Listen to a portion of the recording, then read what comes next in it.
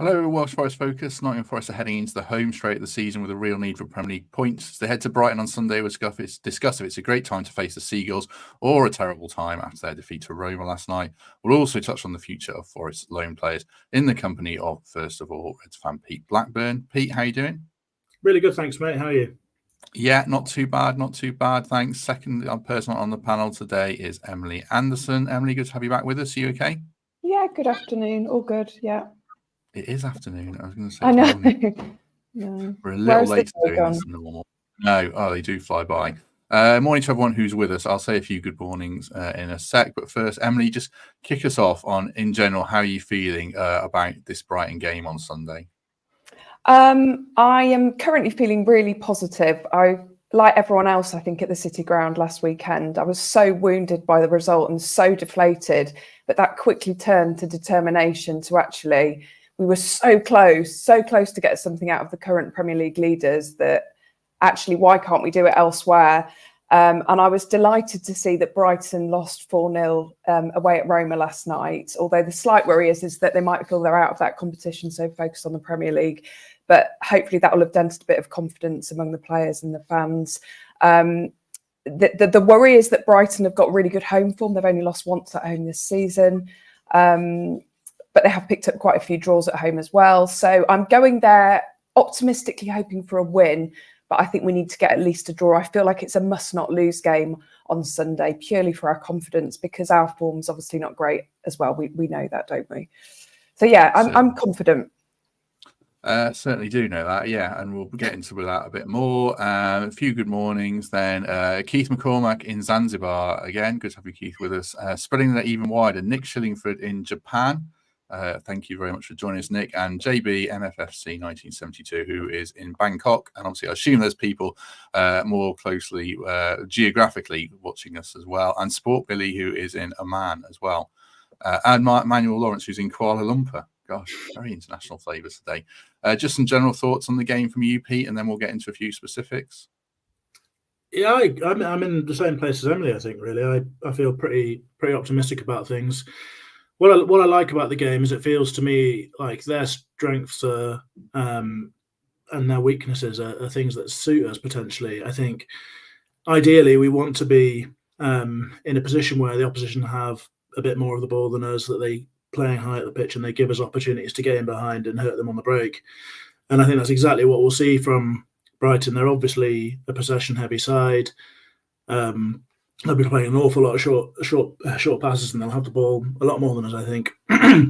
But I mean, if you have a look at their sort of statistical profiles and such like, they look pretty concerned against counter-attacking football. They don't like defending against quick, skillful players. They struggle to stop opponents creating chances, and those are all our strengths. So I feel pretty good about us going there, playing aggressively, playing with intent, and looking to turn defence into attack with speed and precision. We'll go on to talk about the situation with the players they've got available and where their morale and mentality might be. But I think it's an opportunity for us, and I think we can go there and get something. Hopefully so. We'll get into Brighton a bit more next, I think. Dr. Peg in Qatar and Peter Hawksley in Cape Town, and then slightly closer to home, Dave Tomlin in Wallerton, Derek in West Bridgeford, and Laura Mitchell in Ruddington. Brian Boss says, if Temps's mum doesn't show up, I'm unsubscribing. If Temps's mum does show up in the background of any of these screens, then I'm very worried. So I think we'll be all right on that front. Let's talk a little bit more about Brighton and then this notion of it's a good time to play them. I dropped a message in our, was it our chat or a different one, saying that, I think we're going to win now. And then Mikey replied straight away in a very Mikey way, saying, no, we're definitely going to lose. Brighton are going to have written off Europe and they'll be well up for this. And Chris Aylmer said the same thing to me when I messaged him. So have I got it completely wrong, Pete, that it's a good time to play them? So they lost 4-0 last night, 3-0 to Fulham, and they lost to Wolves in the FA Cup. So their season's kind of cascaded in the kind of the way that Arsenal's normally does in years gone by. So does that make them the traditional wounded animal, or do you think it actually is the perfect time to get at them? Well, it's a great question. I mean, it's one that I think reveals more about the people answering the question than any of the actual content itself, to be honest. I mean, look, the situation with the game last night, there are obviously a couple of ways of looking at it, and you can easily look at that and say, look, they're going to have a reaction to that. There's no way they play like that again. The manager's going to be furious. He's famously a good man manager and a great tactician and a student of the game, an analyst of the game, and you expect him to find a way to bring them back from that. Or there's a totally opposite view that they're damaged by what happened and it's going to hurt. I mean, I'm not sure if either of those things is necessarily accurate. I'm sure there's a picture somewhere in between. But I find it hard to believe that really a team loses 4-0 a few days before you play them. And I mean, if we talk about any of the goals and the manner of that defeat, it was pretty rank defending in quite a lot of moments. They look really vulnerable. I find it hard to believe that you can't take optimism from that, to be honest, and see opportunities to attack them and for us to have some success. So, I mean, if I'm going to fall on one or other side of the question, I'm going to fall on the optimistic side, I think. But like I say, I think the answers to the question probably just reveal more about the people who are answering them and their own state of terror about the situation we're in. I think so. I mean, my immediate interpretation of it is it can only be a positive thing, I think. I mean, they've got a lot of injuries. Mitoma's out. Solly March is going to miss the whole season. They're out of form. I really believe in fixtures. I know Fletch often says on here, perfectly reasonable, don't target games. But I feel like this is one to target. And there's a couple of people in the comments as well saying Rafiq and Greg both referencing the games against them last season. Obviously, the 0-0 was an absolute siege and we were incredibly lucky. But the one at home was a real turning point. And I feel we can kind of build on that to some extent. What about you, Emily, on this notion of playing them at the right time? If it was at our place, would you feel more confident, or did it not matter because we probably not actually? Because this year, for whatever reason, the City Ground isn't the fortress it was last season. But I agree with you, Pete, in that I personally think they'll be wounded, because remember when we played them last season and beat them 3-1 at home, wasn't it? That was off the back of a cup defeat, wasn't it? Did they go out in penalties? And that was again the sort of game that you thought, right, are they going to come to the City Ground and really show us what they've got? And the problems with Brighton at the moment is they can't defend. So I feel like our faster players on the pitch and Ty and people like that could really take advantage of their poor defending. You mentioned about some of the goals from last night. Two of the goals, at least, you could say. Dunk just gave the ball away to Lukaku, didn't he? So I feel we can really build on that. And also, like Pete said, they like to play with possession. We like to play out of possession. We like to play on the counter-attack. So it feels like it is totally in our hands on Sunday. When we played Liverpool last weekend, it was just batten down the hatches. Let's just go for it, get the ball when we can and see what happens. Whereas I feel like if we've got a proper game plan against Brighton on Sunday and everyone sticks to the game plan, works really hard, we should surely be able to get 3 points out of that game. I think the other thing as well, Pete, is which Forest are going to turn up. I know a lot of onus is on us. That if we turn up and play like we did at Villa, then we've got absolutely zero chance. But if we play like we did, at home against Liverpool, then we have every chance, don't we? Yeah, I mean, I think that's absolutely the problem, and I guess that's the story of the season in a sense, isn't there? Every time it looks like we're a together team that have sort of finally got rid of some of those demons. You get a game like Villa where it just looks like we're so fragile, I suppose. And I think that perhaps the state that we're in may be the case that we really rely on sort of good starts to games where we look tight, we look resolute. Perhaps we look like we're going to create, but also when we do create, we take those chances, because I worry slightly about the mentality of the team if we're not taking chances and if the pressure comes back on us. I think there is still a fragility to Forest. And I think we probably need a little bit to go our way in the sort of earlier stages of the game, whether that's with the ref, whether that's with our chances or whatever. There's a fragility to us still, but I think that we answered quite a few of those questions against Liverpool, save for the end of the game, which let's not talk about again. But I do think we provide a lot of the answers.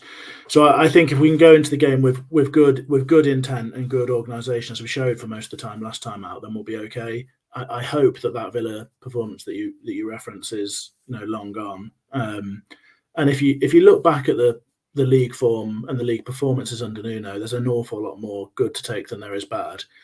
And the moments that have killed us have been those really, really brutal lapses in concentration, lapses of intensity that we talked about so often.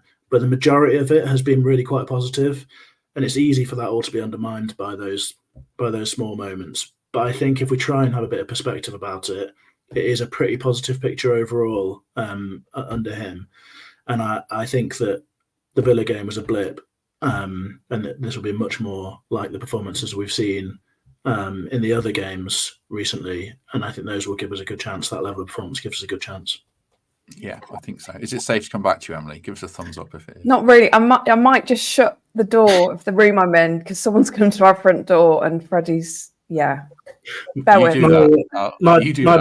My dog was kicking off through Emily's previous answer as well, so I don't know if I'm safe, but we'll see. He's revised the podcast policy of people like hotels, no dogs.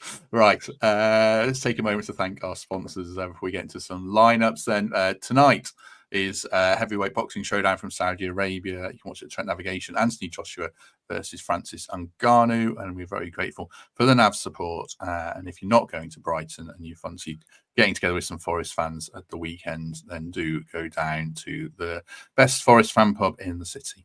Right. The other thing I was going to ask before we get into lineups, Emily, just about the general approach to the game, is a bit of a cricket cliche about the big first hour, and it kind of feels to me like get the first goal, make the fans a bit nervous here. Is it a game where we have to go there and be positive, which I think is the general theme under Nuno anyway? Oh, absolutely. And I feel like every game we go into these days with Nuno, we go in with that positive attitude of being able to get the first goal. For me, it's about whether we can defend and stop them from scoring.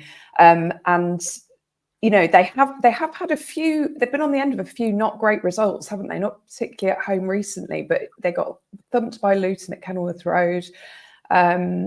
So yeah, I even feel actually, even if we go 1-0 down in the game, I still think we'll be in it because with that sort of team at the moment, I just hope we can defend like we did against Liverpool for 97 minutes that we did. And I think we'll be okay. The more I'm hearing what you guys are saying and the more I think about it, you know, this is totally in our hands. I do feel like we need more than a 1-goal lead in the game, though. I don't know how many goals we need for me to be relaxed in a game, but at the moment it's definitely more than one. Yeah, I think we certainly put a chance in our own hands if we turn up and play well. I suppose if Brighton turn up and play like they absolutely can, then it's going to be a very difficult afternoon. They've got good players like Ansu Fati's come back in, and Pascal Gross seems like he's playing again. But they're missing so many of the stars of last season aren't there. And Estupiñán, who I've mentioned before, is just not the player he was this season. So, yeah, I just feel that there's a real onus on us to actually turn up and give ourselves an opportunity. Right, let's get into our lineups. Oh, what an idiot. I've not put this in. Hang on a sec. Do you need someone to fill? No, I can do it. It takes literally 5 seconds. Don't worry. It's coming now. There's only one team today, by the way, because my team and Emily's team are identical and Pete's team had one change in it. So I'll go through it. I'll let Emily talk through her team and my team, and then we'll just get Pete to address any changes, and then we'll discuss a few names. There are some really interesting marginal decisions today, I think. So this is what we've got. Matt Sells in goal, back four, Nico Williams, Omobamidele, Murillo, and Harry Toffolo. And then myself and Emily have got Dominguez and Yates sitting in midfield. Pete's got Sangare in for Yates, and that was a really marginal call for me as well. And then it's Elanga, Gibbs-White, Hudson-Odoi in behind Taiwo Awoniyi. Give us some thoughts on that team, Emily, and then we'll open it out a bit more. First of all, my team's slightly different to that. Well, that's standard for me. No, that's okay. That's fine. So it's exactly the same, but instead of Omobamidele, I went with Felipe. Purely for his defensive capabilities. And I was thinking about defending against Dunk in the box on the corners. But Matt Sells, we got a glimpse, didn't we, of what he can do with his hands last weekend against Liverpool. He kept us in the game just before the goal. I think the back four for me speaks for itself. I think Toff and Nico on the fullbacks have more than proved themselves. I wasn't so sure about what to do in midfield, whether to maybe start with Danilo or Yates, but I feel like Yates had such a good game against Liverpool. I think he deserves his starting shirt, definitely. And for me, that front four of Awoniyi, Gibbs, White, Hudson-Odoi, Elanga could really punish Brighton, because as we've seen, they are really struggling defensively, and the pace and the skill of those four could work really well against Brighton. So Emily's absolutely right. I've messed it up as normal. She did have Felipe in her team, and that's a marginal call we'll come on to. But the one you did definitely have, Pete, was Sangare in central midfield as well. What's the thinking there? I guess there's a lot of ways we could go in that position as well, and maybe you were a bit torn. But why did you opt for Sangare in the end? Oh, I'm not sure if there is any thinking there or not, to be honest, Matt. I think there are a few marginal calls in the team, and one of them is that centre mid spot. I think Yates played really well against Liverpool, and I think his performances have been good recently. I don't actually really have any criticism of that team and Yates being picked there at all, and I'd actually probably be secretly quite pleased if he played. I think he's given us drive, intensity, and game management at his best recently. But I'm sort of clinging to the hope, and this is all totally vibes based, I think. I'm sort of clinging to the hope that Sangare comes back into the team now, and he provides some of that stuff that Yates can do, but also provides just a bit more quality on the ball, his ability to hold the ball, to just wriggle out of tight positions, to carry it and to move the ball in a way that might increase our potency going forward. Because I think if we're going to stay up, we probably need to be slightly more efficient when we are turning defence into attack. And I think his ability to do that could potentially be definitive. But let's face it, it is vibes based and it is pretty hopeful stuff, because we haven't seen it yet. Certainly not in any sort of sample size that would be, relevant to a statistician. So there's a big element of hope about that. I think it's not right to boil the season down to these sorts of small moments and these sorts of decisions and one player. But I think the chance we have with Sangare is potentially could be a slightly transformative thing for the team if he can be the player that we want him to be and that we sort of believed him to be beforehand, I think. So I'm clinging to that. And my sort of vision of Forest going forward towards the end of the season is that Sangare and Dominguez play in those games where we're pretty concerned about the opposition, but that we still feel that we can make an impact. They give us plenty as a duo in there, but they also give you a little bit more strength and resolve in front of the back four than perhaps with Danilo. And then in the games where we're going to be looking to dominate the ball, there are games coming up in this run-up that we have to go and win, and I'll be using Danilo in those. And then I'm using Ryan Yates as a game management option off the bench, or if we feel there's a specific threat that needs to be countered. I think he did a great job with Van Dijk against Liverpool, and I think he can do that in open play as well. I'm not anywhere near enough of a student of the game to really know whether Yates is a sort of option for this game that we need to counter a particular threat or not. And as such, I've sort of just gone for Sangare in there because I think that's where we're going to need to be heading as the season comes to a conclusion. But as I say, there's a lot of hope about that. Yeah, I only just slightly favoured Yates because Brighton are so good on the ball, and sometimes you need someone to be a disruptor. And if he gives away 4 fouls and gets a booking, as long as they don't cost us a goal, obviously, I don't mind that. And then you bring Sangare on. But I think it's the classic thing that we don't see training. And if Sangare has shown up in training and looks fully fit and sharp, then actually he probably should play, because he is a better player than Ryan Yates on paper. And we just need to see it. So I'd be perfectly open either way. Someone asked earlier about fitness of players and Nico Dominguez. Mark Hoskins. Nuno's press conference is at 1:30, so we'll find out about 2. I mean, say Dominguez is out, Emily. Would it be Yates and Sangare, or would Danilo actually come into the mix there as someone who could break lines? I think Yates and Sangare would worry me, actually. I'd probably push Danilo in there with Sangare in that respect. I think you'd almost have to completely flip it. And the more I hear you talk about Sangare, I think, well, he's got to have his chance at some point. I know he was away with AFCON and then got injured.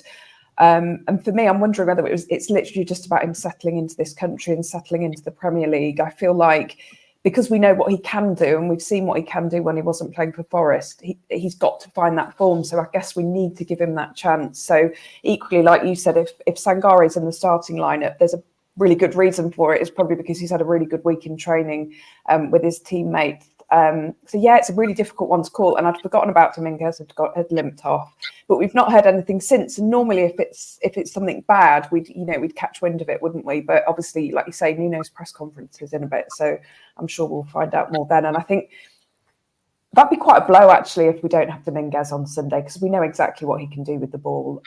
So yeah, fingers crossed he'll be okay.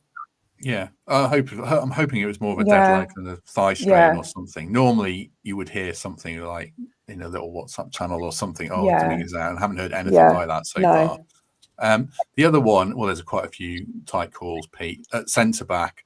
I went from Obama-Dele. Emily went for Felipe. I think they're both reasonable options. Willy Bolly's equally a good shout. I just went from Obama-Dele just for some continuity. I kind of would like to see them emerge, but then you could make a case for a lot of players here, can't you? So what's your stance on it? Yeah, I think probably similar to yours. I think you can. If I boil it down, it's definitely between Felipe and Amabamidele for me. I guess I'm rewarding Amabamidele for the Liverpool performance, and also not to bang on about this again, but I really want Forest to be investing in players that can be a big part of our future, and that maybe isn't. Maybe that's a bit of a luxury when we're in the thick of a big run-in with so many decisive moments. But I think he could be a huge part of things for us next season. I don't think he's let us down very many times whatsoever, and most of our defenders have at moments. And I think he's got quite a strong all-round game as well. I like it. I like his mobility. I like his calmness on the ball most of the time. I don't think he's actually as weak in aerial duels as he might appear. I think he's got a bit of something in most aspects of his game. I think Felipe and Murillo is probably not controversial to say that that's our best pairing on paper if those two players are fit and able and such like. But the sort of slight worry I have with Felipe is that it just the situation with his body just hangs over him, and he's put in big performances that have been really good recently. But as with so many of them, he did get absolutely ruined against Aston Villa. And there's always that hint of worry with me. And I guess I'm sort of making a judgment about Amabamidele has generally been quite consistent, I think. I think he deserves the shirt after the Liverpool game. But then you could say the same about Felipe in a couple of performances recently. So again, it's a marginal call, and I don't think there's an awful lot in it. I think they're likely to have a physical presence up front, aren't they? So maybe there's a good argument for Felipe being in there, but I've just plumped from Obama-Dele. I think half out of loyalty from the last game and half out of investing in the future as much as anything.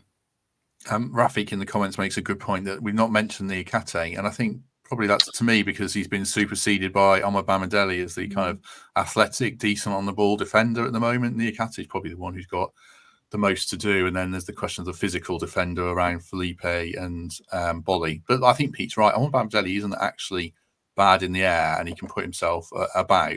There's always just that question of playing two 21-year-olds together, but they were excellent against Liverpool. Moving further up the pitch, Emily, I think the front four, to me, it picks itself in a sense, because there was a comment earlier about tin openers and Stephen Downs saying that Elanga's, here it is, brilliant on the flanks, hopeless in the middle. And I do kind of feel that. I just want to see Taiwo through the middle to free up Elanga. Origi's done fine, but I don't know. Do you want Taiwo to come back in, or are you happy with Origi and out wide and Elanga through the middle because they're a high press team? No, I can't stand that. We did say a one, didn't we, up front? We did. Yeah, we did. Yeah, I was going to say, no, absolutely. I think we need a one through the middle and Elanga down the wings. I'm a real fan of Elanga, and I know he misses some absolute sitters, and he sometimes holds on to the ball a bit too long. But I just think he's another one of these young talents that's improving every game, and you can see he's giving 100% every time he's on that pitch. And we've seen, haven't we? He doesn't work down the middle for whatever reason. He just loves being down those wings. So for me, I do think that front four starts itself. Really, I don't see any other front line starting at all. Because again, we've talked about Origi, haven't we? We've talked about how he's really improved. He had a really disappointing start with us, and we wondered whether he'd actually have any sort of career with us. But for me, he's still a bench option. And Reina, similarly, I mean, we haven't seen anything of him, have we? It just seems really odd that we've got him on loan, but he's not making any sort of impact. And when he does come on the pitch, it's too late in the game for him to really do anything. So far, he's quite disappointing, but I guess we haven't seen enough of him. No, just to add to that as well, Matt, I think Elanga at right wing could potentially be pretty crucial for us in terms of that. It's not mine, not this time.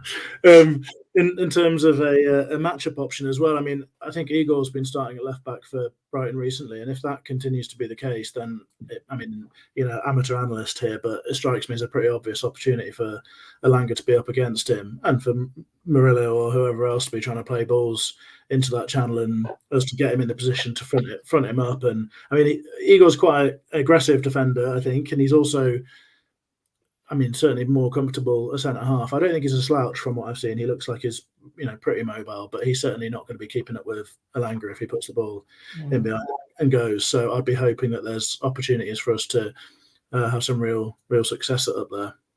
Yeah, I'd much prefer to see that. I think that Igor is a centre half by trade who can play left back more than the left back who can play centre half. So he's a bit of a Dan Burn type player, and I think he can get at him. Another point that all this shows, Emily, is I think we'll finally have some really good bench options. Chris Woods might come back onto the bench. If Sangare does play, then Yates is good off the bench. And if we need someone to come on and head some balls away in the last 20 minutes, we're going to have Felipe and Bolly. And I think that's something we've missed, haven't we, for a while? Yeah, with the various injuries and with AFCON, it's been quite a worry when we've seen some of the academy players. It's great to see the academy players on the bench, but yeah, it's nice to think that Origi could come on and put in a shift in the last 20 minutes or so. And yeah, Yates is always a good option, isn't he, to break up play towards the end of the game when it's all getting very tight. And I'm really pleased to see, I saw on the Forest Facebook feed this morning that Wood's back training and he looks very happy and smiley. So I'm really pleased for him because he was, obviously we know, wasn't he, was starting to fire on all cylinders before he got that injury. So it would be really great if he could find some minutes on Sunday as well and maybe score the winner. Yeah, I think Chris Wood could be massive for us. Even if he doesn't start games, just 20 minutes, if we can get... Don't run Tyro into the ground and have Wood to come on. And if he gets 2 or 3 goals before the end of the season and Tyro gets 4 goals or something like that, then I think that will be a really massive factor potentially. Let's move away from the game and just expand a little bit on what we were talking about around Origi and the future of the loan players. There's an article in the Athletics today by Paul Taylor saying that Forest, as it stands, have no plans to sign permanently Montiel, Tavares or Origi, who they have options to buy on. Ribeiro, the young striker, they're going to buy permanently. And Gio Reyna, they don't have an option, but I can't imagine a scenario where he would be here next season as it stands unless something changes dramatically. What's your take on those specific 3 then, Pete? Tavares, Montiel and Origi. Could we ever sign them for next season, or has that ship sailed? Well, separating what the club might do, because they do lots of stuff, and I'm never too confident exactly what they're going to do. I think the calls that have been hinted at in that Athletic piece are all the right ones for me. I think Montiel's a hard no, not because he's been particularly poor or anything like that, but for me there are a couple of issues at play. Firstly, we've got a right back in Nico Williams who's established himself as a good quality Premier League right back, increasingly capable as a one-on-one defender, fantastic attributes off the ball, someone who can provide quality as an attacking outlet, and that's my dog going now. And the other side of that is that we need to be planning well as a football team now. We have a pretty limited financial area for room for manoeuvre. Even with the Johnson sale, we're still going to have to be careful about how we do things. And I don't think that we can afford to be signing a 27-year-old right back who has a big reputation, a place in the national side to fight for, a decent financial package attached to him.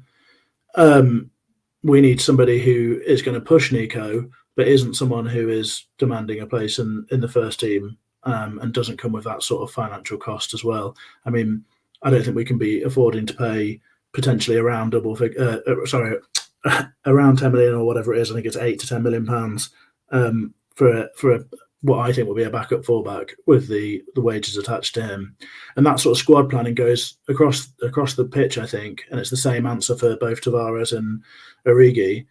They're 2 the financial package is too costly for all of those for them to be permanent signings for us, in my opinion. We're going to have to be in the summer. The way I would see it is we're going to have to be pretty targeted about things. I think we'll be looking for a good quality young left back who we can hopefully invest in for the years to come in a similar way that hopefully we'll be able to with Nico. I think we'll be looking for a wide player who could perhaps also play as a 10, and we'll need to be investing in another striker. Those positions are all going to cost money if we're going to do it properly, because we need to be doing it properly and not just signing players who are going to be here for 6 months or a year and then we're going to have to do it all again. It's too expensive and we can't afford to do things that way. So I think we'll have to focus in those areas. And for me, whilst they've all made contributions and decent contributions at times, I don't think we can afford to sign them permanently for what they offer. Yeah, and I think like Leicester City and Aston Villa, particularly Leicester City, look like a real cautionary tale. Reading about what's happening with them financially, they could come up with a points deduction or start next season with a points deduction. Obviously, we've got our own issues there that are going to be resolved shortly, but it does feel like a summer where we have to get it right. And there is an opportunity as well with a lot of out-of-contract players to move some funds and really target some good quality signings. What about you on those three players, Emily? Yeah, I have similar views to Pete, really. And I know Tavares was a starting left back before he got injured, but I feel like particularly Montiel and Origi, like you say, they come with a huge wages, and I just feel like for a player like Origi or Montiel that isn't nailed on starting 11, not even necessarily in the matchday squad, we can't really afford to carry players like that. And I personally don't think any of them have done enough to warrant a contract or a further loan spell.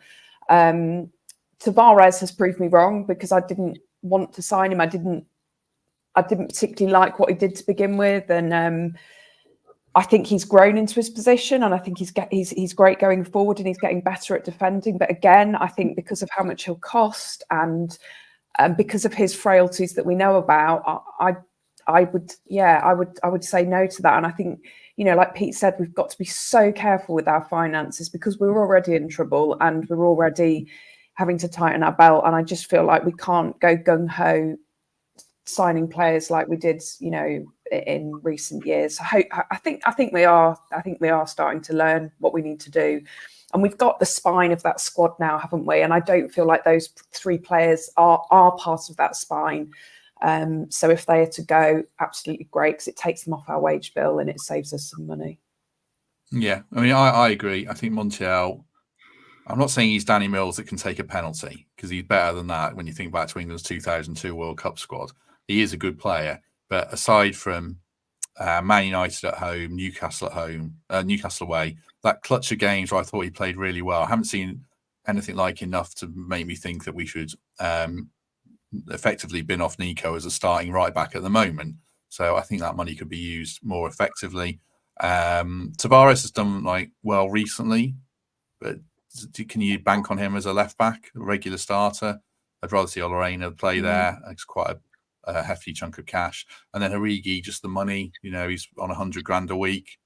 He's got one goal in the FA Cup. I don't think he's got any other goals or assists particularly. So yes, his performances have been bright of late, and I think he could have a useful part to play.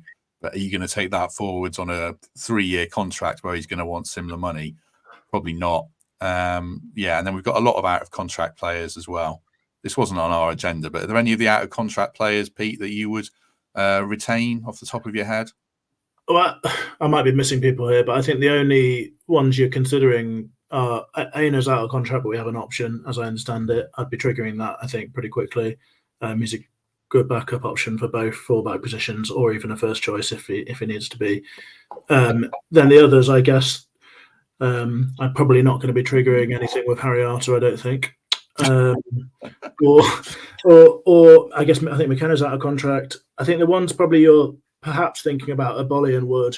Bolly, I think, is a comfortable no for me because, again, with the position we're in, I think we need to start looking at younger players in those roles. And I'm not sure about another season for him. I was pretty unsure about whether he'd make another season this season, to be fair. But when he's played, he has been really good, and he's been great for us. But I think the time is right to leave that one. And And then Wood is the other one. And I think Wood's a difficult question, and I think it probably relies on what you do elsewhere. And we signed Ribeiro, or we've got an agreement to sign him, as I understand it, which I think is actual money. And if we're paying genuine money for a player like him, he probably is going to have to be our third choice striker. So there's room for one to compete with Taiwo. I think Wood has probably earned a discussion about a contract extension, because obviously we're not going to have to pay him anything serious up front, but his wages are big. And there is a question to be asked about whether you can do better elsewhere in terms of investing that year's salary. I think that's an open question, and I'm not really sure of the answer. I appreciate I'm sitting on the fence a little bit there. But I do think he's done well for us, and it's a consideration that the club should probably have. But we do need someone that we can rely on to play when Taiwo is not fit, and even to push him and potentially push him out of the team, because that's obviously what you need from players in backup roles. It's an awkward one. It's an awkward one to sign someone who is going to have to go some to be a better option than Taiwo when he's fit. And it's a problem that often football clubs have at this level. I think, you saw that for years with Spurs trying to find a sort of a backup for Kane that is someone who's good enough to play, but also, is happy being a backup and that sort of thing. I think it's a difficult question. I wouldn't currently be able to be heavily critical of the club if they thought extending Wood's contract was a good option. I think he's done really well this season. But I think there's a question to be asked about it. Yeah, I'll just read out. Someone was asking who are the out-of-contract players. I've got here, and if I'm missing any, do drop it in the comments, or if you guys can think of any. Wayne Hennessy, Scott McKenna, Willy Bolly, Felipe, Chet Kouyaté, and Chris Wood. And I think the only ones I would consider are Bolly, but his body seems to let him down when he has a run of games. We discussed this on Wednesday, I think. Or was it Thursday? I can't remember. And Chris Wood, I think Pete's right. Like, really, I've said this before, we need our version of Ollie Watkins or Ivan Toney, and hopefully that's Taiwo Awoniyi who's fit. And then Chris Wood he fits that backup slot perfectly, because he doesn't seem to be the kind of guy who's going to kick up a fuss. He seems happy to play this role that he's been doing really well this season after a rocky period last season. So I would give Chris Wood one more year if a decent financial package can be arranged that doesn't cost us too much. But I do think he fits the bill, and then I would let the rest go with a shake of the hand and a thank you, especially Scott McKenna, and obviously Felipe's going anyway. Emily, any of that list appeal to you or not? Same as you guys. The only one I would actually look at is Chris Wood. He's really surprised all of us this season. We got a lot of mickey taking, didn't we, from the Newcastle fans when we took him on, and he did have a wobble last season, but he's really come into his own. And yes, he's a bit older and his wages are high, but actually, why not let's give him an extension to his contract? Meanwhile, our talent scouts can go looking for the next backup to Taiwo Awoniyi so that we're ready for the following season. And I hate to be negative, but if we end up going down, he'd be great in the Championship, but that won't happen, so it's all good. Yeah, actually, if I think we go down, Wood would end up in like Saudi or something, making amends, no doubt. And yeah, Ola Reina is out of contract at the end of the season. I think Pete's right. We have an option, and I think we'd be, unless it's some kind of crazy wage rise, I think we'd be pretty silly not to invoke it. I think he's been really good for the most part.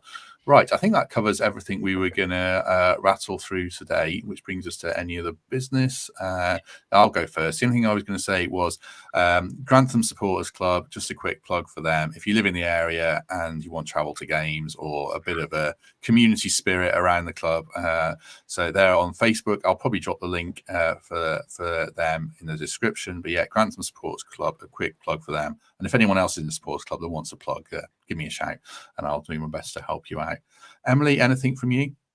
I've been sort of on and off the podcast recently. I've been working really hard on a documentary for the BBC about the awful Nottingham attacks last summer. It's now live on BBC iPlayer, so if you do want to give it a watch, it's not an easy watch. It's very tough to watch, but the families were really open and honest with us about what they've been through. And if you can sit down and just watch the half hour, I think you'll be really surprised as to how it's impacted them and the failings that they're trying to uncover as well. So that's on BBC iPlayer. Go to Big Cases, and it's called The Nottingham Attacks.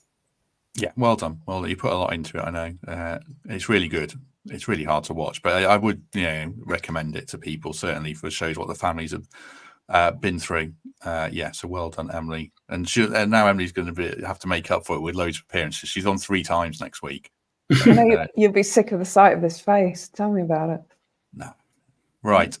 Pete messaged very cleverly in the private chat saying, I completely forgot to mention one other topic around the other fixtures at the bottom of the league this week. So I'll just say what they are as Pete's bailed me out.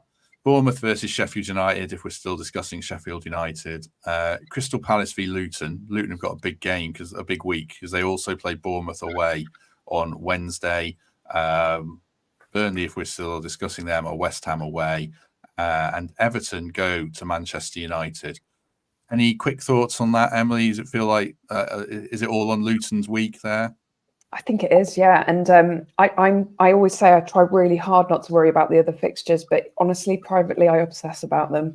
And I know Burnley and Sheffield United are gone, but I still need them to keep losing just in case. But yeah, let's just focus on ourselves. Luton need to keep losing. We need to keep winning. And if it was that simple, we'll be absolutely fine. I'll throw Brentford in as well. Actually, they've got Arsenal away. I mean, they've only got one more point than us. Brentford and Everton. Someone you got an eye on, Pete? Yeah, absolutely. I mean, I'm happy to scrape as many teams into that dog fight as possible. I mean, I would fancy Arsenal to absolutely dispatch Brentford based on what we've seen recently. So, fingers crossed that happens, and they're right in the mix with it. Yeah, I think so. Right, we didn't do Pete's any other business. I know he's got something. So over to you, Pete Blackburn. Yeah, thanks. Sorry, this is just going to take a couple of minutes, so bear with me. I just want to say a few words to pay tribute to a lifelong Reds fan who tragically passed away just a few days ago. Chris Hunter, who was 35, was an assistant head at Wilsthorpe School in Long Eaton and absolutely loved football. He was a season ticket holder at Forest. He spent years refereeing up and down the non-league football pyramid, and he was an avid listener to this podcast. I personally hadn't seen Chris for many years. He was a friend of a friend, and I used to play football with him at Rushcliffe Leisure Centre.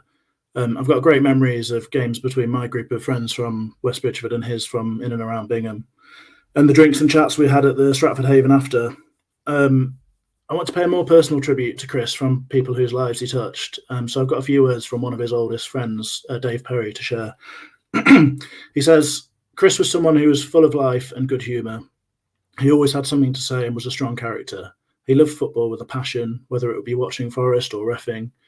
My last conversation with him was about the Liverpool game, of which he was typically opinionated. He always made an impression on people, and he'll be missed dearly. There was a lovely comment about Chris on Twitter. It said, my daughter has autism, and Mr. Hunter had really grown to be someone she trusted and confided in at Wilsthorpe, which takes a lot. He really got her. She will really miss him and his support. He'll be sorely missed by all. So from myself, and I'm sure everyone associated with the podcast, I'd like to let Chris's family and friends know that we're thinking of you, particularly his mum and dad, Andrew and Tim, siblings, Dan, Charlotte and Sophie, and his stepdad and stepmum, Brian and Christine. Chris's family and friends are hoping to remember his life by encouraging the crowd at the Palace game at the City Ground to applaud for him on the 35th minute. It feels like a fitting tribute for a man to whom Forest meant so much, and I encourage the club to support this to happen. I hope the Forest family can bring Chris's loved ones some comfort at this unthinkably difficult time. Rest in peace, Chris. Well done, Pete. Well done. Good work. Good words. I'm sure everyone would echo that. I know we all do, the podcast. Right. A sad note to end on, obviously, but yeah, well done, Pete.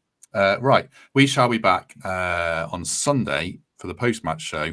It's normally straight after the game, but we're going to do it a bit later at 6:30 because, Mark's going to the game, so he's got to travel back, and also it's Liverpool v Man City. So we'll let people watch that because I'm sure they want to as well. And then we're back on Monday after that with Kelvin Wilson, Greg and Temps, and then it's just the Emily Anderson week after that, so she'll just be on pretty much all the time. So join us for that. Thanks for your company today, everyone. Very much appreciated. Emily, thank you very much. Thank you. I'm also on Sunday, aren't I? Yes, exactly. Yeah. Let's rename the podcast. No, it's good. Good.